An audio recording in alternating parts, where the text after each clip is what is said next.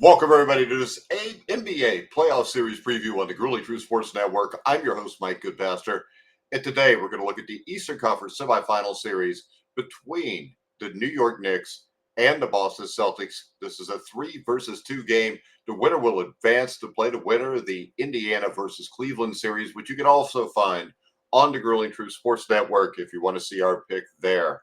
All right, the New York Knicks are a team that last year got beat at this point of the playoffs. They lost in the second round in an upset loss to the Indiana Pacers. The Boston Celtics, of course, won the NBA World Championship last year, and the Knicks spent their offseason trying to build the perfect team to take down the Celtics. They loaded up on good defensive wings to slow down Tatum and Brown. They added a stretch big man who could pull Kristaps Porzingis away from the basket and build a dynamic offense to keep pace with the Celtics' three-point barrages. None of that mattered in the regular season, though. The New York Knicks got dominated by the Boston Celtics. Their last game that these two teams played went to overtime. The other three games were massive double-digit losses for the New York Knicks. Now, Boston is not the only winning team that Tom Thibodeau's squad struggled with against in the regular season. The Knicks were just 15-23 against teams above 500. A reminder that grit doesn't always get the edge against talent. Now, when we look at this, those struggles, along with the Celtics' home court advantage, are going to make the Knicks sizable underdogs in this series. New York may have an extra gear, though. They did beat a quality opponent in the Detroit Pistons to make it through to the second round, and they played very well on the road there. Now, when we look at this game, a lot of this could be affected by injuries. I believe this. I believe at full strength, the Boston Celtics would win this series comfortably. 4-game sweep, win it in 5. But Brown has been dealing with knee issues that have made him less than effective on both ends of the floor this season.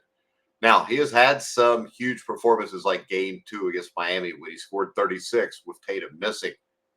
But that consistency has not been there. Tatum took a hard fall on his wrist early in that first round series. He managed to play very well after returning for Game 3. He's been off the injury report, but has that bone bruise healed all the way yet? Because a lot of times that can be a nagging injury. Jrue Holiday has also been fighting a hamstring injury that has kept him out of the last 3 games of that first round series. Now, the New York Knicks are also dealing with their own aches and pains, too. Star guard Jalen Brunson has been laboring through multiple games due to a nagging right ankle that kept him out of 15 games towards the end of the regular season. Both of these teams feature stars that are willing to play through pain, though. Whichever one of them could do it better will end up advancing into the conference finals. Now, when we look at betting this series, I think New York does have some avenues to pull the upset here. The Celtics aren't at full strength, and they have not looked as good this season as they did last year when they basically coasted to the NBA title. Mitchell Robinson could end up being an X factor in this series for the Knicks. He was only available for the last meeting between these two teams, where the Knicks did keep it close, losing in overtime. He gives the Knicks some size when the Celtics go to their lineups of Porzingis and Horford. Robinson also gives the Knicks much better rim protection than Karl Anthony Towns does.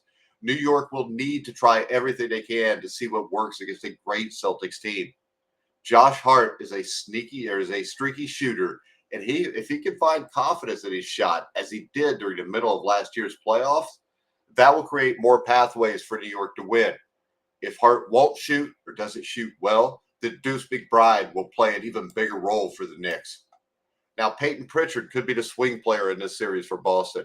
The NBA six-man winner was played off the floor last year during last year's playoffs. He's improved as a defender, but the Knicks will still target him every time they're out there, trying to get Jalen Brunson in a favorable matchup against him. If Pritchard can't hold up, then his scoring ability is going to be tough to deal with. The Knicks aren't drawing dead in this series by any means, but the Celtics are favored for a reason. They have the better defense, they have more firepower, they have better depth, and they have championship experience. The Knicks, they have too many weak points, guys, especially on defense. And the Celtics have scoring at every single position, even if they're missing one or two of their studs.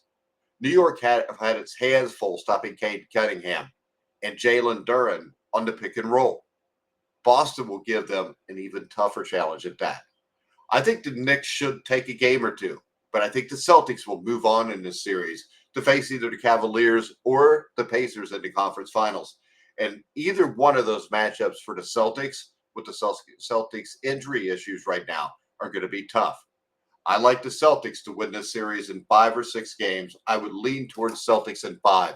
I just think there's too many defensive holes with the New York Knicks to be able to upset a team as good as the Boston Celtics. All right, guys, if you want to bet this game, you can bet it at BetMGM, the top-rated sportsbook for betting on the NBA. Make sure you check them out. You can click on the link in the description down below if you're watching this video on YouTube. Make sure you follow us at The Grueling Truth on X, at Grueling Truth. Like, subscribe, hit the bell notification on YouTube. Check out our Facebook page, and check out thegruelingtruth.com for all your NBA needs, whether it is present-day betting articles, present-day news, or past articles, past top 10s about old great teams and the legends of the NBA, especially from the 70s and 80s. All right, guys, that's all for me today. But for Mike Goodpaster and the Grueling Truth, we're out of here now. We'll see you when it gets conference finals time. Make sure you check out our Pacers Cavs preview. But for now, I'm Mike Goodpaster. You've been watching and listening to The Grueling Truth, where the legends speak.